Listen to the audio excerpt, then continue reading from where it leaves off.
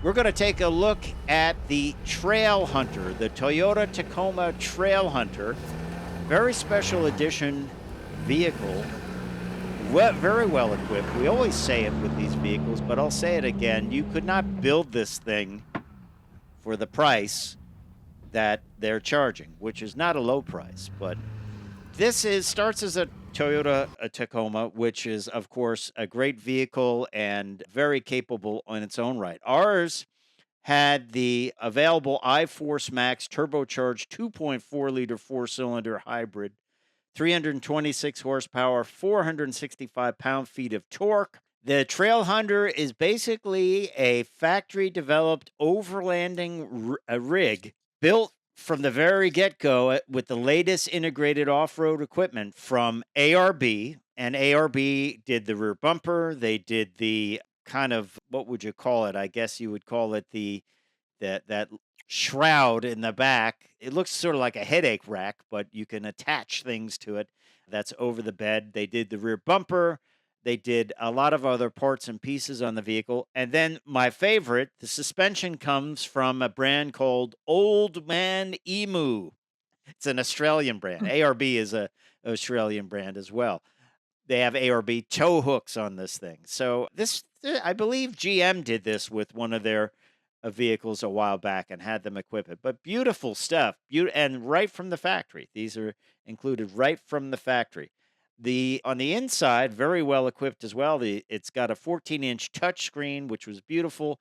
It has these seats that are leather-like and easy to wipe off if you get dirt on them.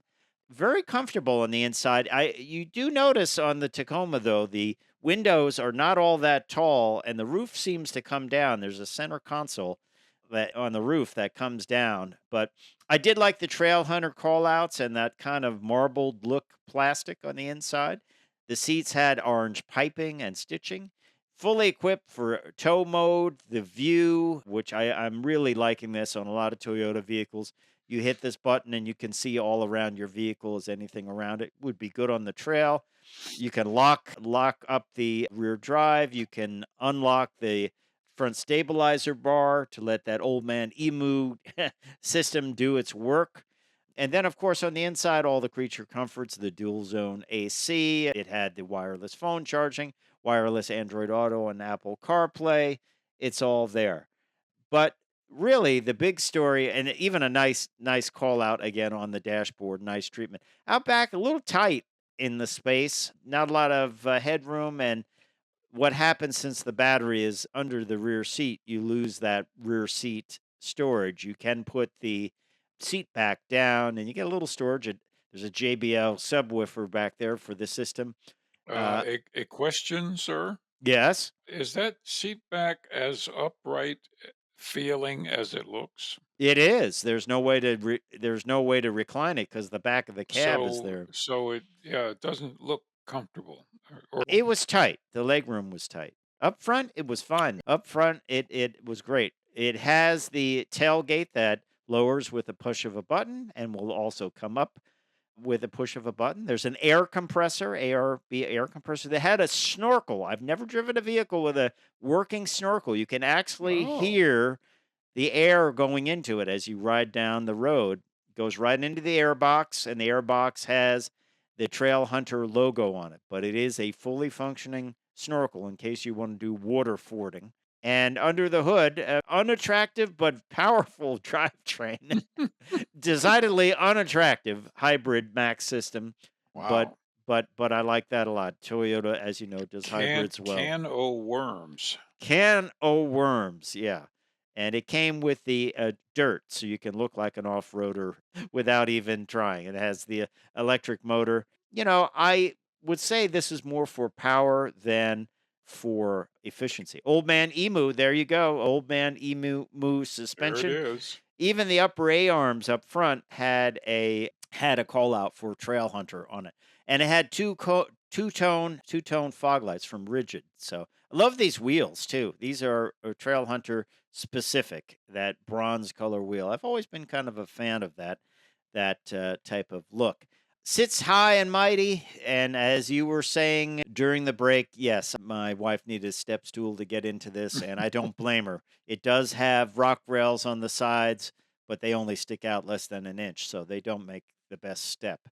But overall, it rode pretty smoothly for having big tires like that and riding high up. Oddly, sometimes these off-road trucks do ride very well, and this was the case. As I said, you could hear the air going into that snorkel. It was a little bit of a whistle every once in a while, which I found interesting.